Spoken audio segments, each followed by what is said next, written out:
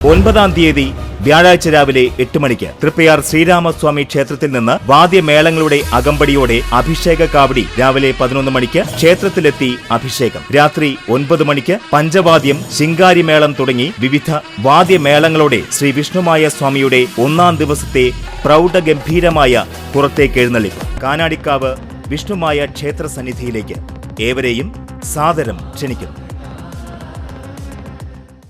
മണലൂർ കുറുവങ്ങാട്ടിൽ ശ്രീ ഭദ്രകാളി വിഷ്ണുമായ ക്ഷേത്രത്തിലെ നാഗപ്പാട്ട്, തോറ്റമ്പാട്ട് പൂരമഹോത്സവം ഭക്തിനിർഭരമായി ആഘോഷിച്ചു. വിശേഷാൽ പൂജകൾ, നാഗയക്ഷിക്കളം, കളംപാട്ട്, അഷ്ടനാഗക്കളം, ഭൂതക്കളം, മുത്തപ്പന്മാർക്ക് രൂപക്കളം, വീരഭദ്രസ്വാമിക്ക് കളം, കരിങ്കുട്ടി സ്വാമിക്ക് രൂപക്കളം, വിഷ്ണുമായ സ്വാമിക്ക് രൂപക്കളം എന്നിവ നടത്തി. തിങ്കളാഴ്ച രാവിലെ ശീവേലി എഴുന്നള്ളിപ്പും തുടർന്ന് ദേവിക്ക് പത്മക്കളവും നടത്തി. വൈകിട്ട് 3 ഗജവീരന്മാരെ അണിനിരത്തിയ പൂരം എഴുന്നള്ളിപ്പ്, ദീപാരാധന, അത്താഴപൂജ, ശ്രീ ഭദ്രകാളി രൂപക്കളം, രാത്രിപൂരം, ഗുരുതിതർപ്പണം എന്നിവയുണ്ടായി. ചടങ്ങുകൾക്ക് ക്ഷേത്രം തന്ത്രി കാർത്തികേയൻ കുറുവങ്ങാട്ടിൽ മുഖ്യ കാർമ്മികത്വം വഹിച്ചു. ജനുവരി 6-ന് നട തുറക്കൽ, ജനുവരി 7-ന് പാലാഴി ഗുരുദേവ മന്ദിര സന്നിധിയിൽ നിന്നും തെയ്യം, കാളകളി, വിവിധ കലാരൂപങ്ങൾ എന്നിവയുടെ അകമ്പടിയോടെയുള്ള എഴുന്നള്ളിപ്പും ഉണ്ടായിരിക്കും. തുടർന്ന് ഭുവനേശ്വരി ദേവിക്ക് വിശേഷാൽ പൂജയും നടത്തും.